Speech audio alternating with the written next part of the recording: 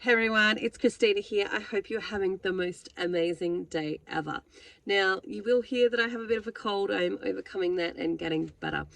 But I wanted to come and talk about this today, which is 2023 for me was the year that I really finally fully understood why people quit diets. And I say diets, it's not necessarily what I mean, but a way of eating, right? Whether it be carnivore, whether it be GAPS, whether it be whatever else. But they quit eating in a way that actually heals their bodies. And like I have observed it, I have done some of it in my life as well. But 2023 was really the year that that fully landed for me, and I fully started to understand that in a much deeper context. And I understood that from multiple different sort of aspects in my own life. So 2022 was when I went carnivore. So I've been carnivore now for about 19 months, nearly 20 months. And I made the decision to go carnivore because my health was declining. My blood glucose was getting really high, and that was not boding well. My weight was high, all of that type of stuff. And as a health professional, it's not actually what I wanted. And I finally got to the point where I was like, I need to rip the Band-Aid off, and I need to do something drastic, and I need to take responsibility, and I need to not worry about my family's health. Because, I'd been worried about how to feed my family, do all of those things, like the logistics of feeding. Like, I've got 7 kids and a husband, like feeding a family of 9, a really healthy diet. Like, I just needed to not worry about them for a bit in order to be able to focus on myself. And so I did that, and started to create some transformation within my own life. So the first 5 months of going carnivore, so from July to December, were really easy in the sense that it wasn't hard. It was food that I liked. I actually found that I was quite satisfied, even if it was just plain. Like, if it was just plain mincemeat, I was actually quite satisfied. I wasn't unsatisfied, I wasn't bored, I wasn't any of those things, and I was getting so many wins. So I quickly started to see my blood glucose start to come down, which was quick wins. My weight quickly started to drop down, again, quick wins. My eyes started to improve, my energy started to improve.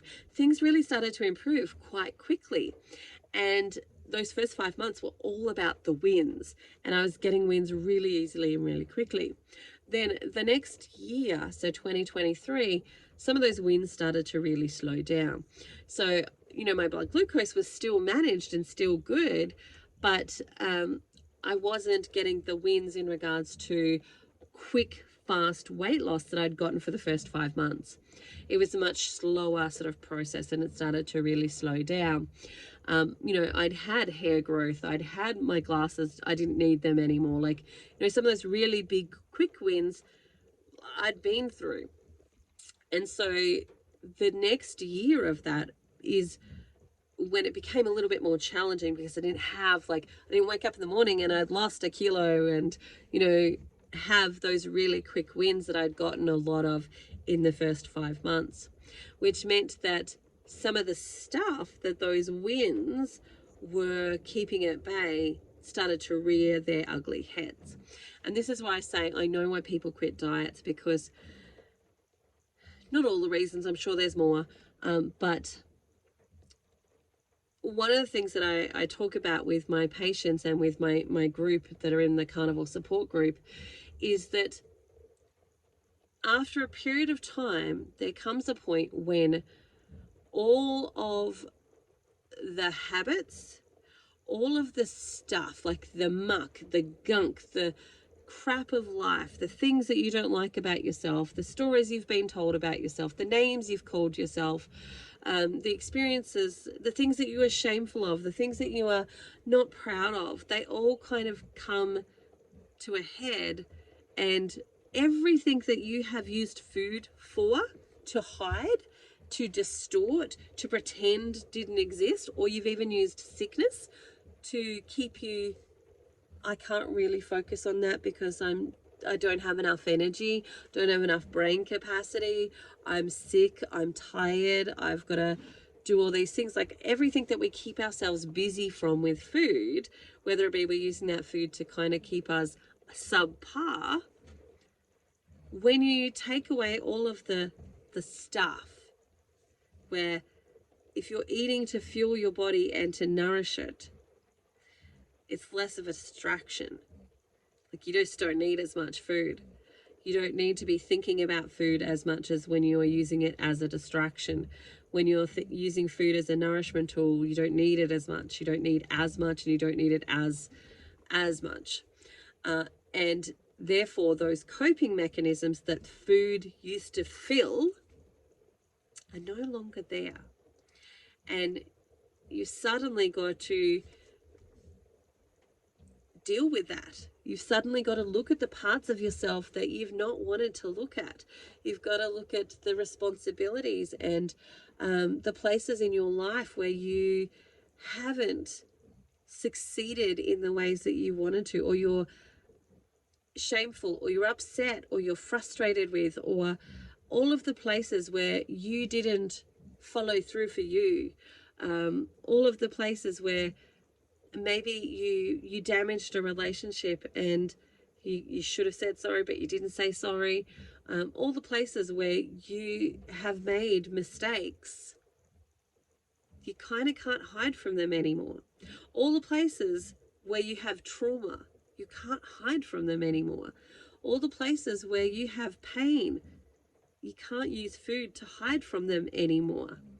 And there's this double sort of thing that happens that, especially for women, and I'm talking about it from a perspective being a woman and working with a lot of women, that a lot of our excess weight has been used as a buffer system, has been used to protect us from hurt, pain, objectification, sexual trauma, emotional trauma, stuff that we even put ourselves through. Like, you know, we use it as a protection tool. And when you take some of that away, it can make you feel unprotected. And when you're feeling unprotected, you either move into flight or fight, where you really try and put it back on, or you fight with everyone around you so that you are trying to deflect, or you have to start to move into that place of, can I feel safe, and how do I make myself feel safe without this thing anymore that I've used as a strategy to keep me feeling safe? And so 2023 has been a challenging year emotionally for me for a number of reasons, because I've had to face a lot of my own demons. You know, certainly food addiction has been one of those demons that I have watched myself and observed myself with over the last 12 months, more in particular, because it wasn't until Christmas last year that I realized that I actually was even that addicted. It was after Christmas, where I'd had a sugar-filled pavlova and some desserts, that it really went into overdrive, that addiction. And I was like, whoa, holy dooly, I did not even know that I actually was this addicted. And that this was even a thing. Like, no wonder it was so challenging for me to actually break free of this in previous situations and previous times. Like, really have had to have been in the right mindset to actually make it happen previously. And that was like a big eye-opener to me about food addiction and how addicted I actually was, and how much food had control over my mental space, my mental ability to think about things that weren't food-based. And that was a big eye-opener for me. But then also moving through that and starting to move into then, what is addiction about? And realizing the addictive cycle. And, you know, so the last 12 months has been a lot of me deep diving into the patterns of addictions, breaking addictions.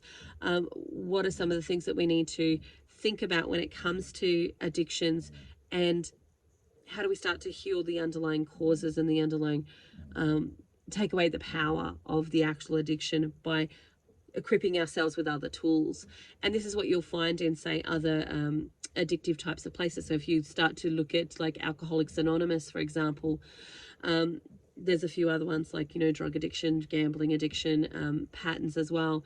All of them will really start to tell you that the addictive cycle is something happens. So something that causes you pain, shame, guilt, whatever happens. And we have not learnt to deal with those feelings and those emotions, and to even be able to take responsibility for them. And so what we want to do is avoid them and or self-soothe. And that self-soothing in the form of food addiction often will come in eating things like chocolate and ice cream and things that are nice, because we're self-soothing ourselves. And then we know that that's not really good for us. So then we feel bad about doing that. And then we go and self-soothe again with something else. So there becomes this cycle. But it's basically like there's a trigger, and then we use a strategy. So whether it's gambling, whether it's sex, whether it's alcohol, whether it's food, whether it's whatever it is, shopping, for example, whatever it is, we use to soothe ourselves, but also distract ourselves from actually looking at what are we really feeling here? What's really going on? What is the risky thing that we're avoiding dealing with by using food as a strategy? And so that has been my year of really digging into a lot of that type of stuff, which meant that, you know, I was kind of on a bit of an emotional roller coaster throughout the year, in really seeing the parts of myself that I wasn't really happy with, but also not wanting to just create blame and actually go, okay, so what am I going to do about that? If I don't like that I've behaved this way, and or I've created a pattern, or this has been happening, what do I want to do about it? How do I want that to be? What am I going to do differently? And that's not really an easy place to be, but also, how do you sit with those emotions? How do you feel? Like, how do you allow those emotions to come in and experience them without self-soothing with food, and so on. So 2023 has been a challenging year for me in regards to the emotional work. Now, that doesn't mean that I wouldn't have wanted to do it.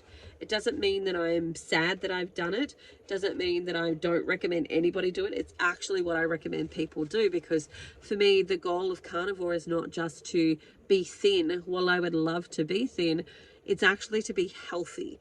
And my definition of healthy is not just skinny. Because if that was the case, just shoot me up with the chemotherapy, because that'll make me skinny. I'll feel like crap, but it'll make me skinny if that was the only goal. But it's not the only goal. My goal is actually to be healthy. And healthy is not just my physical body being nourished and strong, but my mind being nourished and strong as well. And to heal the wounds, not just from my physical healing that needs to happen, but my emotional and my mental healing that needs to happen, and take responsibility for my part to play in some of those things, and choosing how I want that to be as I move forward. And that for me is the whole point of going carnivore. While it might not be for other people is just, we want a quick fix, we want to get rid of this and that and the other. For me, I have known that my health and my weight has been more than just my physical aspects, more than just what I put in my mouth. It's about why I put it in my mouth, and how I put it in my mouth, and when I put it in my mouth, and what I'm putting in my mouth. And the how, the what, and the why, and the when, they have a lot to do with the mental stuff. They have a lot to do with the emotional stuff, the goals that my subconscious brain has, which is always to remain safe, versus my conscious brain is pushing me into unsafety, and this fight between the two of them, and helping my subconscious become safe with unsafe. Or uncomfortable. Being comfortable with being uncomfortable is kind of the term. And so it's been an interesting year for me in that experience, learning about addictions, more about myself, and unpacking those things. I'm super keen for this year, because I feel like there's a whole new energy for me this year, having done a lot of the groundwork in understanding the addictive pattern and the addictive cycle, and reminding myself, and like, you have to practice catching yourself in that moment of like, oh, I can see myself wanting to go in and sabotage in some way. What is that about? What am I hiding from? What is the feeling that I'm trying to avoid? What is the conversation that I might be wanting to avoid? What is the belief here that I have that I'm trying to avoid? And so often those beliefs that we have that we are trying to avoid are not actually even truthful ones. Like, really, when we say them out loud or we say them to others, we go, oh, that's yuck. And it's not true. But it's not until we get them out of ourselves that we actually are able to free ourselves from that and look at them from an objective capacity of them not being true. But that for me has been that big eye opener of why people quit, because it is hard to actually face your demons. It is hard to face the patterns and the stories and the beliefs and the things that you've told yourself about who you are, what you're allowed to have, how you behave, whether you're a good mother, whether you're a good partner, all of those types of things. And we've spent, like, I know I've spent a lifetime learning to blame other people. And I think that's a big part of our Western culture, is to look for who's at fault. Who's at fault for this? And yes, there are certainly some people that have had roles to play in that. But also at some point, we as adults have to make decisions in our role with it. Like, we can't forever be the victim. We can't forever, I mean, some people want to be, but you know, if we want change, we can't forever lie in the victim bed. We have to start to go, okay, that happened and I didn't love it, and it wasn't my fault that it happened, but what I do with what I've got now is actually my choice. And whether I seek help or I receive help or I help myself, that's actually my choice. And that's hard, because it means that you let go of that, right. Not really that it is a right, but you know, you let go of that right to be angry at somebody else for the decisions that you're making. So it doesn't mean that you're not upset or angry or frustrated at what somebody else has done to you, but you draw the line that, okay, that stops there. Now what I do from here, this is all me, and I can't keep blaming that there. At some point I've got to say, well, I chose to behave in this way, you know, based on the psychology and the subconscious patterning and so on. But if I want this to change, I have to take responsibility for my thought processes, and then step into taking responsibility for how you move forward. Now, that doesn't mean you're perfect. It doesn't mean you do it right all the time. It means that you have to show yourself some grace and some love and some compassion, and be forgiving to yourself so that you can move forward and do something different. But it is a effort to consciously be involved all of the time moving forward with these things. It's not something that just magically happens to you. It's something that you have to actually practice.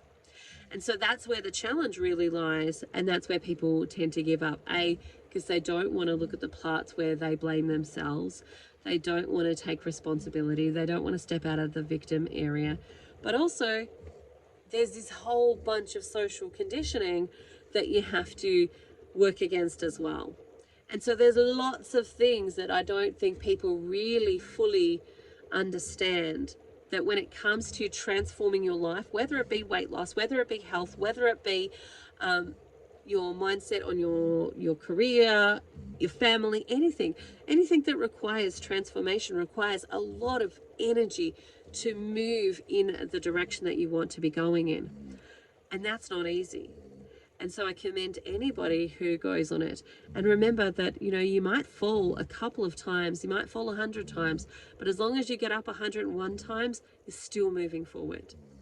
And that's the place of growth. That's the place of trying to give ourselves compassion as we move forward in these things, and remembering it's about progress, not perfection.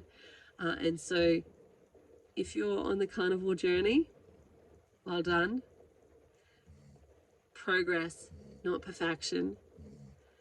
And be ready and willing to take that journey of healing your heart, mind, and body, not just the physical aspect, because there is a lot of growth that can be taken in this place, especially as you take away the things that you would normally use as a self-soothing mechanism. All right, that's it for me today. I hope you have the most amazing day ever, and I'll talk to you again soon. See you later.